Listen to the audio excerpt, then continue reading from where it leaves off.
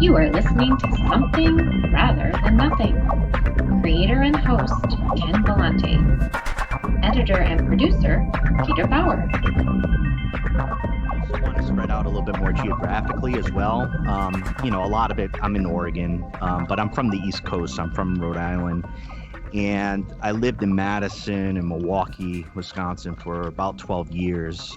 So I'm just trying to bring in more geographical, and, that the Midwest is near and dear to my heart as well. And having dealt with the Wisconsin uprising in 2011 and, that type of thing, I like to connect back to that. So. Okay.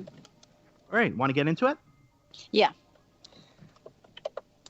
This is the Something Rather Than Nothing podcast, and this week we have Vicko, Alvarez Vega, who is an illustrator, author, creator of publications that she's done. Rosita Gets Scared, also scholar or a scholar.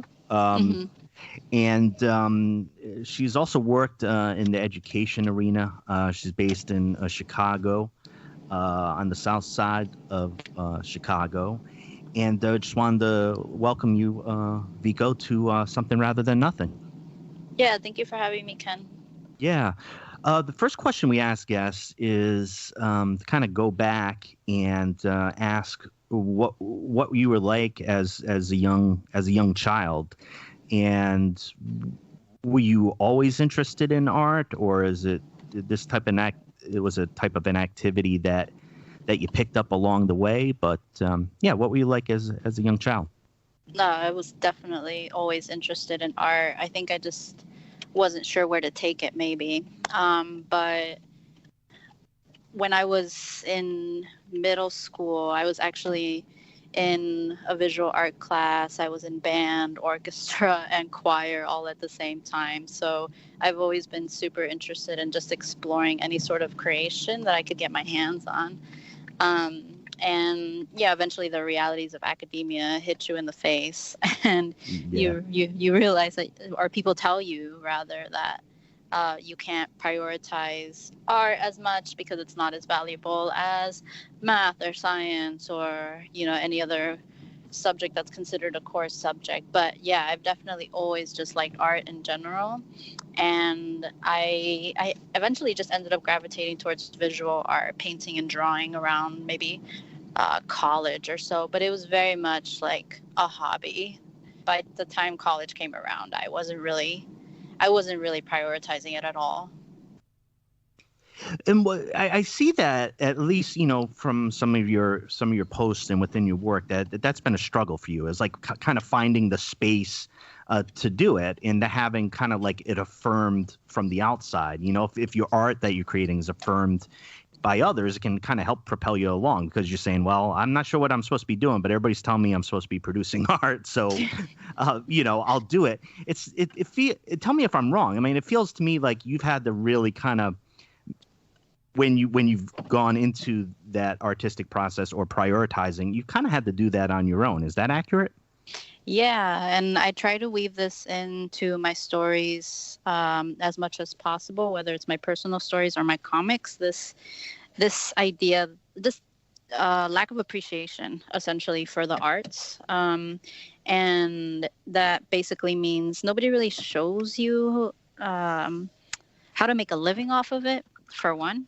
And when you're somebody who grew up working class, a kid of immigrants, art is not the thing that's going to make you money. Art is not the reason that your family crossed the border and risked their lives for you to do. They came here for you to carry out a profession. So in terms of my journey towards art, it's been very much just like taking risk, but it's also been necessary risk, I felt, because art was something that was always really healthy for me. So there were moments when I just wasn't doing well mentally. And, the one thing that I could do was draw. Maybe I couldn't get out of bed because, work was just really tough, or XYZ thing happened in my family or in life. But the one thing that I could always muster up the energy to do is, you know, just grab a little sheet of paper and doodle. So for me, I just feel like the health benefits of art, and this is something that I integrate into my workshops, are so important that I have to just promote it in whatever way that I can. And that's kind of how I ended up shaping my comics. They address emotion a lot. They address health a lot, especially in young people.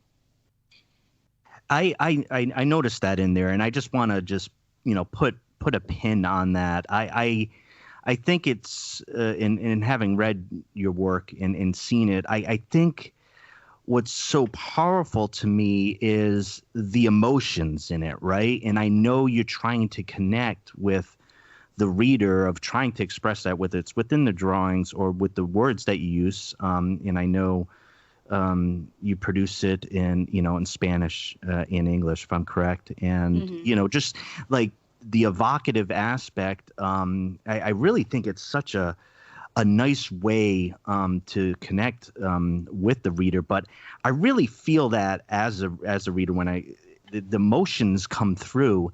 And for me, that's an area which I think can be difficult for people to articulate. And one of the pieces I really love about your art is that using that, or having emotions be the lead, is not an easy task to pull off. And I think that you do it. Did you look at, when you were creating the work, to just say, hey, this is the place I'm going to proceed from when it comes to, you know, the emotions or how the characters are feeling?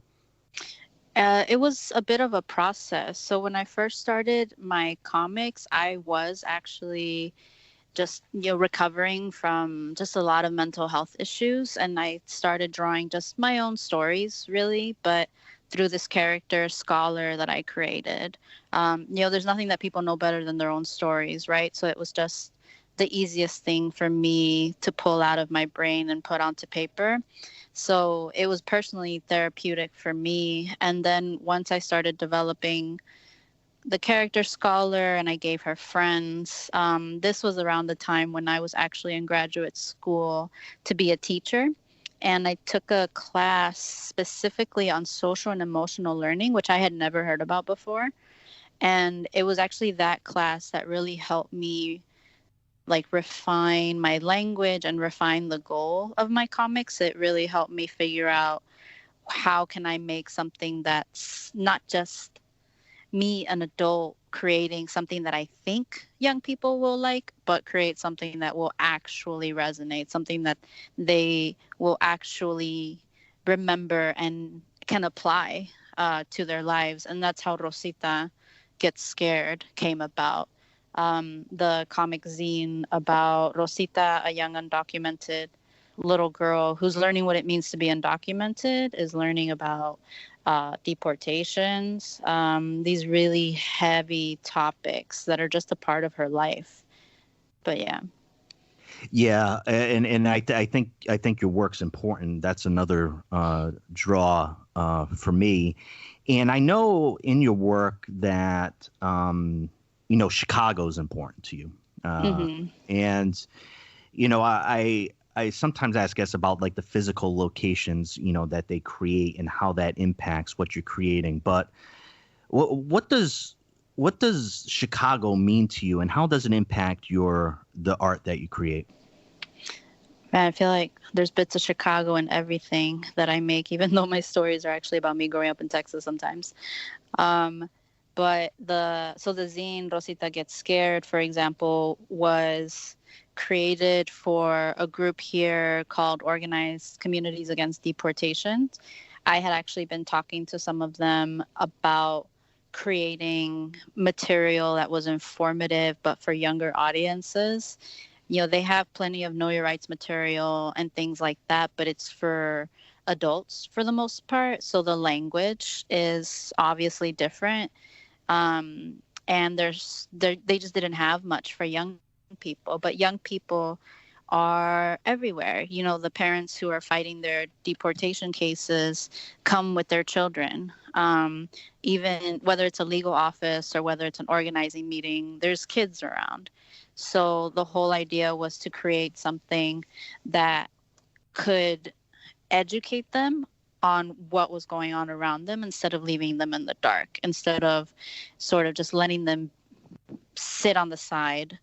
And kids see and observe everything, right? So they're going to hear these conversations that their parents are having. So the idea is for us to not just like ignore them, but to have them be a part of this informative process that the parents are going through as well. So that's the main reason I ended up creating the zine. It was for Chicago, really. And I had no idea that once I would post it, online, that I'd be getting orders coast to coast. And it kind of just blew up from there. But it is kind of a duh situation. If Chicago needed it, of course California would need it. Of course Texas would need it. Having to handle the topic of undocumented migration, teachers need it. Everything is just not good right now, that there's so many bad policies that people need the tools to educate the young people being affected by it.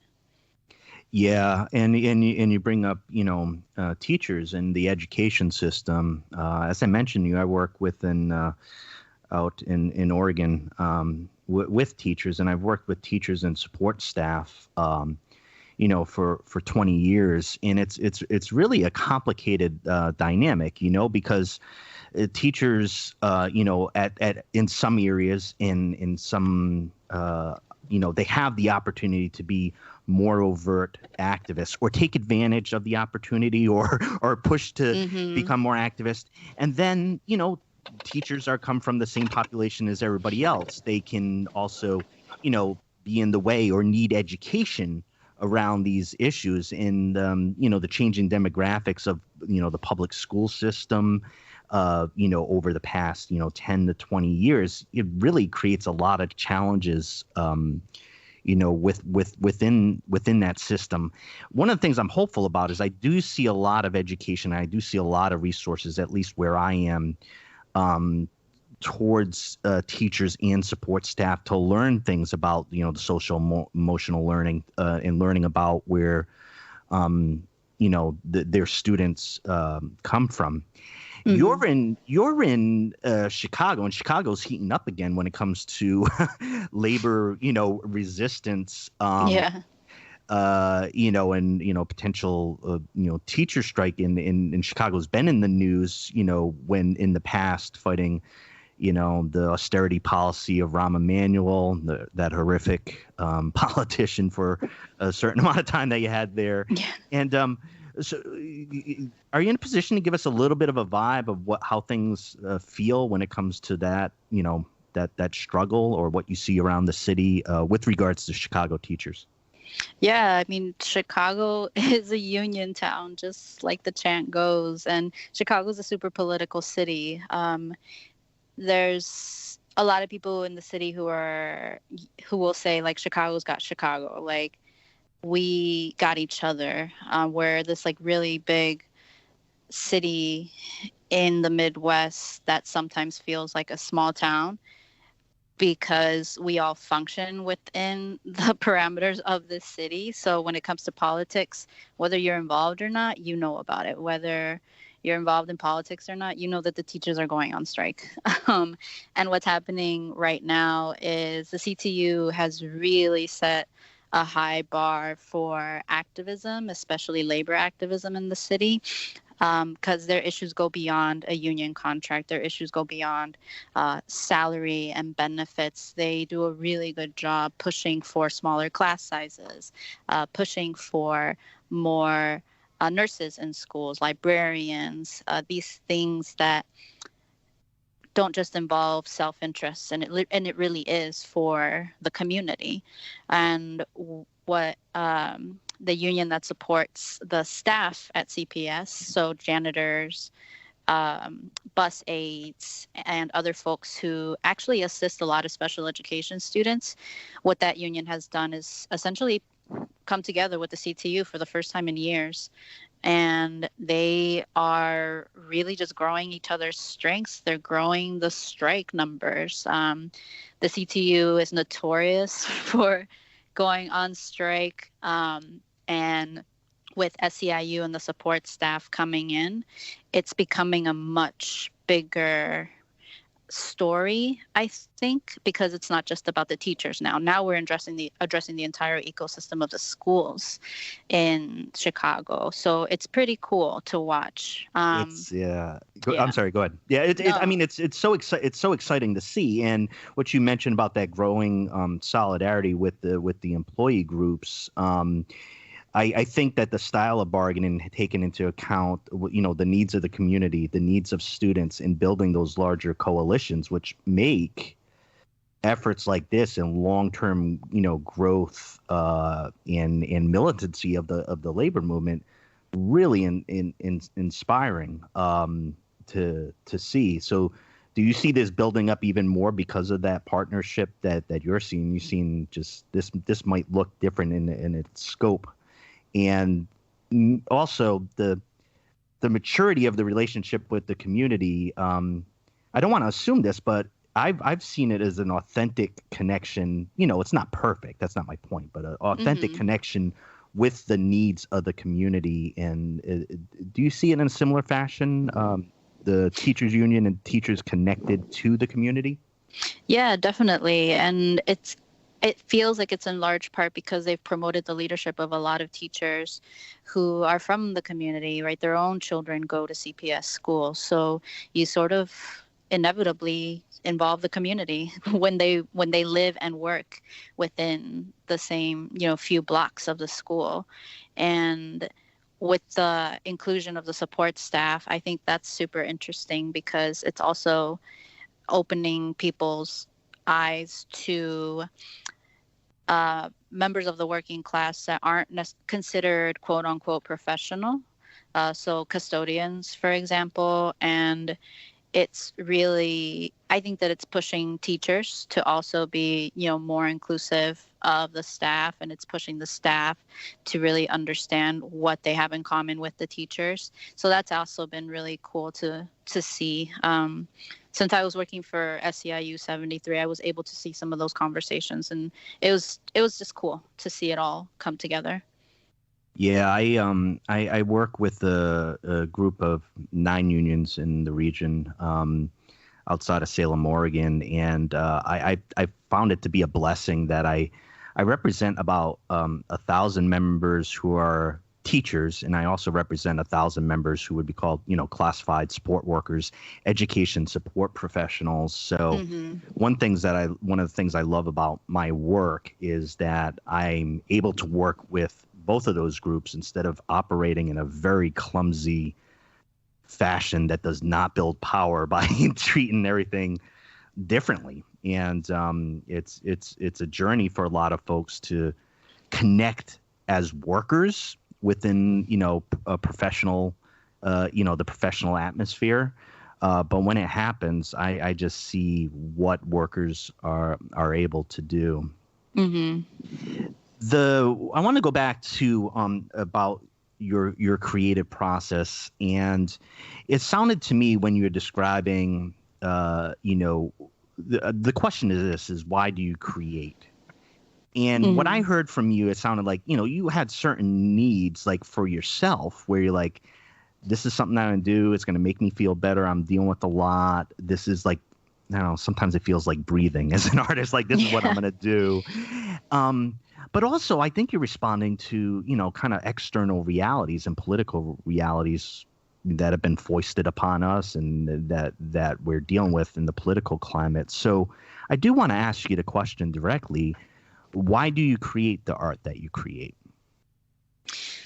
I think initially I thought of art and my creation process as a service. So not in the sort of mechanical sense of the word, but to be in service of community, to be in service of, anybody around me who may need something. And I think that some of the best art really does that for people, whether you're in service because you make somebody feel a certain way and that feeling just needed to happen, or you're literally in service. And I'm creating a zine that can literally be used in schools to be a teaching tool. So I think that's kind of how I've been able to give my work direction, is that if I feel like it's going to contribute to the communities that I care about, then I feel like I'm making good art. And then for me personally and just my own craft, I mean, I'm always going to challenge myself. So I don't like staying in one place for too long. I don't like staying in one skill level for too long. So for me personally, it's cool to just continue to practice my craft and have an audience there who's ready to receive it, no matter what level I'm at. I look back at some of my old comics and I was like, wow, this is real rough. Like this was just straight pen and paper. I had no idea what I was doing on Photoshop. And now I'm able to continue to create work that people share and they use in the classrooms while practicing my craft. I know how to use Illustrator now. And for me, that's therapeutic too. I love learning. And I think all people do. All people just love learning new things. So that's sort of how I view it and how I give my work value. Yeah, I really appreciate that. We're speaking with Vicko Alvarez Vega, and she's talking about a couple publications, Scholar and Rosita Gets Scared, which is Rosita se asusta, I think, in Espanol. So we don't miss this. This is an important, Rosita Gets Scared is an important piece of art for many people across the country to get in their hands. How do they get it if they want it? You can just visit scholarcomics.com, and that's scholar just like the word scholar, and there'll be a link right there that takes you directly to the store. Thank you, because I really want to make sure I don't miss that, and we can speak specifically, and get that there. I had sent you a question, Vicko, and I had seen and again got excited about the work that you were doing. I know you'd done some research on the Black Panther, Fred Hampton, and I had heard a lot of. I could tell you right now. I worked with a good friend of mine, a comrade, Ed Sedlowski, whose dad was a big figure within the steel workers in the 70s, the democratic movement within the unions. The Sedlowskis taught me a ton about Chicago labor history, and I had conversations about Fred Hampton. And I know you've done some research on Fred Hampton, and I wanted to ask you if you could tell the listeners about what Fred Hampton did, about your research, and what his story and the horror of his assassination at the hands of the FBI and the Chicago Police Department. Who was Fred Hampton, and what does he mean to you? Yeah, so when I was in graduate school to be a teacher, I was specifically focusing on being a history teacher. And even more specifically, I wanted to get my hands on more curriculum that addressed Chicago history. And there really wasn't much, especially for middle grade, which is what I was looking at. So I just sort of started to piece my own research together to create accessible curriculum on activists in Chicago. And you don't got to Google much until you find Fred Hampton. And he was the chairman of the Black Panther Party here in Chicago's West Side. A super young activist. He rose up very quickly because of his ability to build solidarity incredibly effectively. He was a part of the Rainbow Push Coalition and was really building bridges between Black folks, white folks, Puerto Ricans, Mexicans, and it was becoming super clear in the growth of the Black Panther Party and general movements for poor people here in Chicago. around the time when the Black Panther Party was organizing, Boricuas in Humboldt Park were also organizing. The South Side was organizing. And it was in large part because of his ability to just get along with folks and his like strategic mind on how to do it. Again, very young guy. I believe he was just 21 when the FBI had been tracking him already for years, and so had the Chicago Police Department. And at 21, in the dead of night, his home was raided on the premise that the home was hoarding guns, something along those lines. And he was shot right then and there next to his pregnant wife. And it was a huge hit for Chicago at the time because everybody knew him. So when Fred Hampton was murdered so brutally, people just really, all of Chicago took a hit.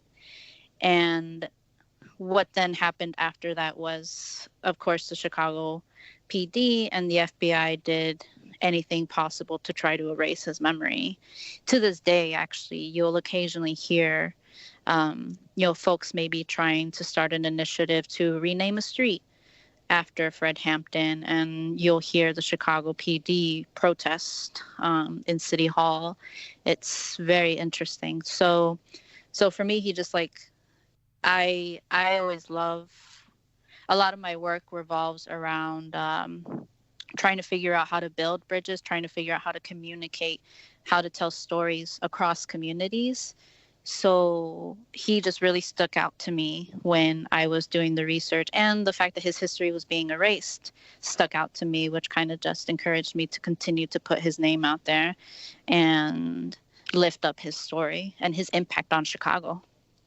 Yeah, I want to thank you for that. And it was very inspiring to me. I think it's in my mind, it strongly connects to a lot of the work that the Black Panthers had done around urban areas, California and the Bay Area as well, where the breakfast programs in feeding kids that didn't come from some altruistic, Ronald Reagan as governor, and whenever he was in governor in the 60s, it came from the Panthers, who were looking as a way to, get kids food and have programs after school for them. And I think that's why, at least in my mind, for a long time, that's why they were such a threat. They were connecting and providing important resources to the youth in those cities, and folks did not, want that to happen. I think what you're struggling against it, in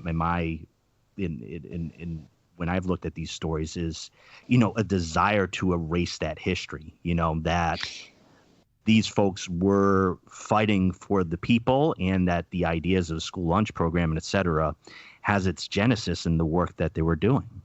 Yeah, and in addition to the school lunch program, one almost very Chicago-specific accomplishment of his was also his ability to build bridges and peace pacts with Chicago street gangs.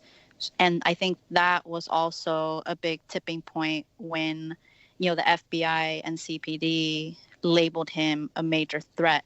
If you're somebody who's able to communicate, relate with the street gangs in a way that you can find peace with them, that's incredible. Chicago, to this day, is known for its violence, and a lot of people don't talk about where that violence comes from, and it does come from street gangs, a lot of it, unfortunately. But when you talk about these gangs, sometimes you're talking about 16-year-olds. Again, Hampton was 21. He was still a young guy. So his youth, I think, made him super relatable to members of gangs here. They're still high schoolers, and that is incredible. I think that's what made him a threat, and it's something that we still struggle with today. There's definitely people in the neighborhood who are activists, and they do actually have very good relationships with some folks who are in gangs, but that's not something to be ashamed of, to be completely honest. And if we're going to talk about the realities of the city, you have to talk about some of the things that people are afraid to talk about, some of the things that we're ashamed to talk about, and that includes our violence. But it won't get fixed if we don't address it head on. Yeah, and I do appreciate it. I did not know that component at all about Fred, and it definitely adds a piece where you could see the you know the threat. You know, where's the threat come from? In my mind, the threat comes from what you said, that, you know, maybe there's greater power in doing that, but there's also, and this might sound a bit odd, there's also the threat that if he was successful, there'd be, you know, less crime and maybe a need for less policing if the people were people were, you know, connecting with each other and agreeing not to harm each other and starting to recognize, you know, some of the source of their major problems. Yeah. So for whatever the reasons, he definitely, as you know, emerges as such a threat to be a target. So there's a lot of pieces of your art, you know, that you know, be seen as political, and I always find the language clumsy, right? Because I think politics feeds into a lot of things. But the main question, the big question I have for you is, what do you think is art? What is art? That is $1 million question. I guess for me personally, art is literally everywhere. It's the creation, I think, of anything that leads to building communities, that leads people to just think more about one another, whether it's making connections through art that has us discuss our emotions, or whether it's art that is, you know, quote unquote political, protest banners, or even if it's more traditional museum art, museum, again, quote unquote worthy art, that just encourages you to think more about the human existence. That's sort of how I see it. If it can push a conversation, if it can push us to think more about our values as people, that's kind of what I consider art.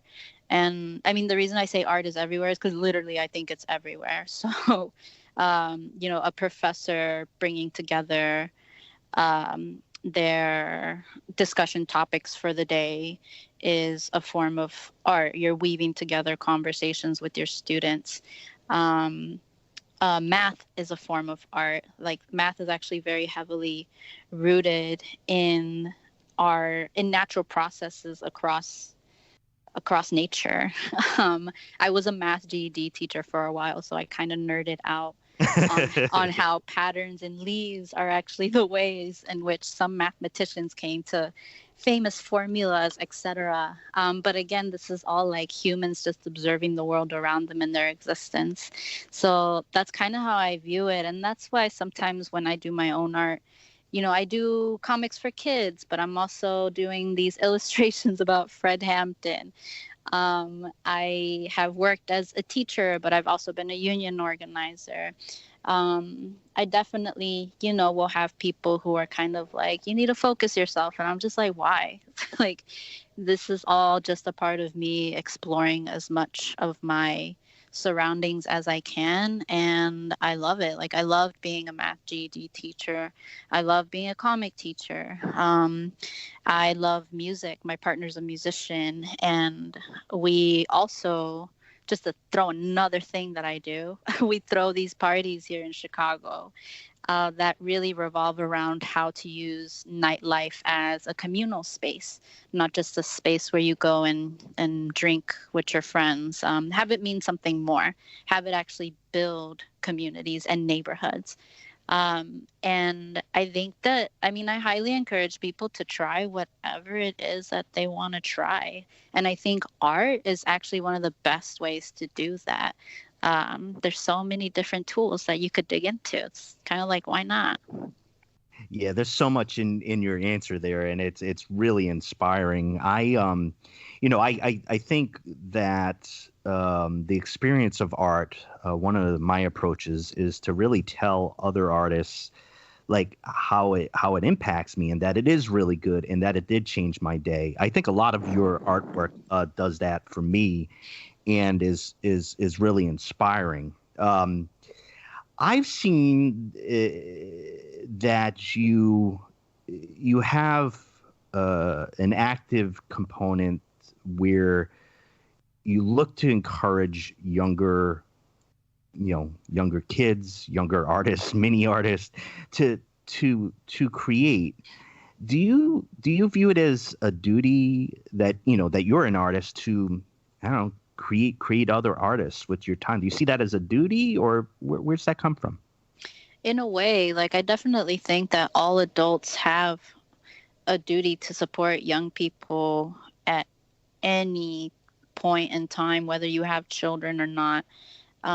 We definitely, one of the components that I sometimes work into my workshops about my practice is the concept of adultism, actually. Adultism being a form of oppression towards young people, those not considered adults, and the oppressor is the adult. So our government systems all function through adults, right? Our education system is run by adults without the input of the young people who are actually being taught. And it's because of this idea that young people just aren't mature enough to know what they want for themselves, which is, in my opinion, is a total lie. But it's more about providing them the tools and the space to be able to even think critically about what it is that they need in their classrooms or what they need from their parents. And instinctually, there's a lot of things that they do know that they need. They know they need love, for example. They know, even instinctually, they know that they'll need books at some point. We all gravitate towards reading in one way or another, or observing shapes, observing the world around us. So, but those are things that young people aren't always given the space to say. So a lot of my workshops and a lot of the things that I talk about are just the need to be able to give young people more agency over their lives. And we can do that by, as adults, being able to show them maybe the things that we didn't have, or the means to think critically, essentially, the space to think critically. So, yeah, I don't know if that answers your question. No, it certainly does. And just use of your language. I mean, I actually completely agree with you as far as, this lie of, look, you have, as you get older, you have life experience. You can learn things. You can do a lot of things. You can have access to different types of information. You can have experience. But goodness gracious, that does not make you an expert. It doesn't make you a responsible person when it comes to interacting with youth. And, are there differences? Yes, of course there's going to be differences. But I think it's one of the strange forms of oppression where it's like, you absolutely have nothing valid to say until you're an adult. And sometimes it feels that heavy in society. And I look around when I hear kind of that attitude, and I'm like, well, what we're talking about here is differences and not absolutes. And if you look at the climate, the climate change, the resistance that's coming from students, I think what you're really seeing is kids calling adults on their complete and utter bullshit. And it's very inspiring. That doesn't mean, have a parliament or a Congress, it's filled by kids. Although nowadays, why not? Yeah. I mean, seeing what I've seen. But so I really connect with what you said. And, kind of, I think we miss a lot of the ideas of kids, a lot of the creativity, a lot of just, I don't know, discussions. I can't imagine if we had like facilitated discussions about what to do about issues, what great ideas we'd get from those who are younger. I think we do a lot better policy wise. Yeah, for sure. and I appreciated that in just the connection to what duties adults or artists have towards kids. Got a couple more questions. The one which is the name of the program is Why Is There Something Rather Than Nothing? I always usually invite guests to answer it a couple ways. It's a philosophical question. It's like, why are there things that, why is there things rather than not being things? Why is there something rather than nothing? But also for artists, there tends to be an angle to get at with the creative process. And by that, I mean that, Vicko, when you sit down, you get a, blank sheet of paper and you're looking to create something. Where does that come from? I mean, that's something that you create? Does that come from other things? Why is there something rather than nothing?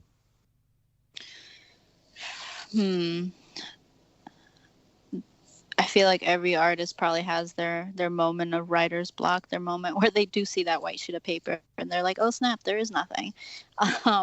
But I know for me, the moments where there is something, it's because I feel like the community is calling for me to do something. And I don't mean just me personally, but with my finger on the pulse of the community, I can hear the moments in which they need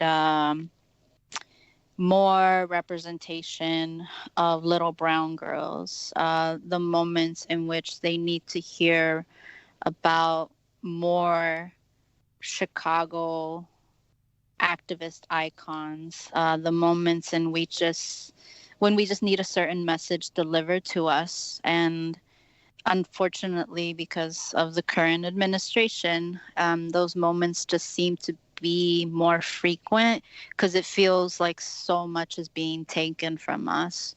So the moments in which I feel like I'm most creative and like I need to do something is because I can see my neighbors around me having something taken, and we got to do something to bring back their humanity.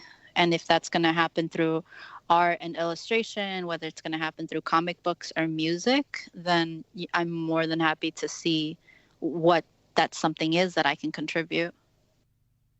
And again, that's inspiring, and I really feel the connection. And I can hear you as an organizer, the connection from what you're producing, its impact on people, and kind of like this reciprocal relationship. I definitely see that in the work that you do. The last piece is really is again, as you can tell by my appreciation of the work that you create, of your art pieces, I want other people to connect to them. And I'm a supporter of yours on the Patreon app, where you can have individuals, support your work at different levels. But this is open to you. And I know you had mentioned Rosita Gets Scared in that website. Could you mention that again and just let listeners know again how to connect to the work that you do, either if it's specifically within Chicago, but also, for everybody else? Yeah. So my main page for my webcomics is scholarcomics.com. And I also have a Patreon page that is in support of Scholar Comics, but also supports general illustrating that I do, and also workshops that I sometimes get invited to.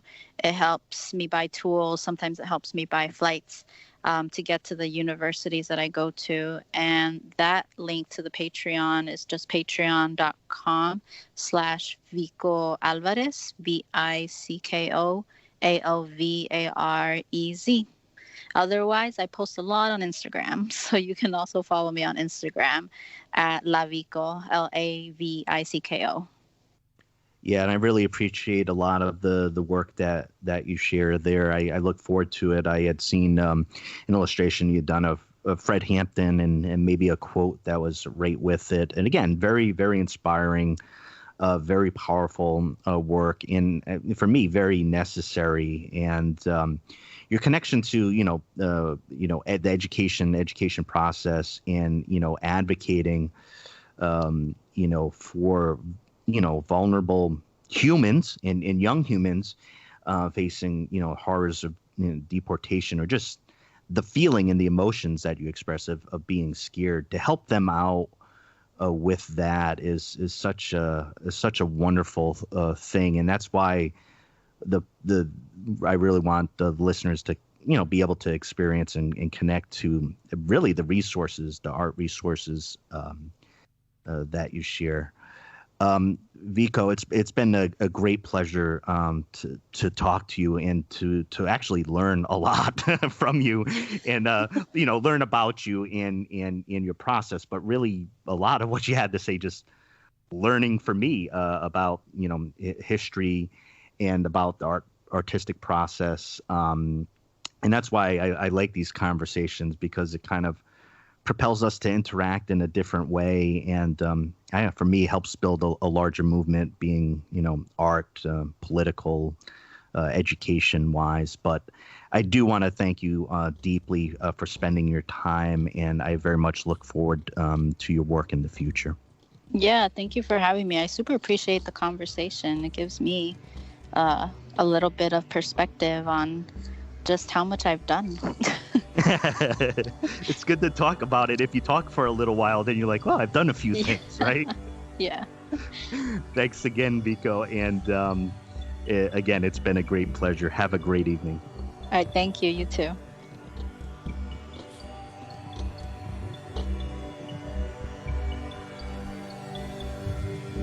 You are listening to Something Rather Than Nothing.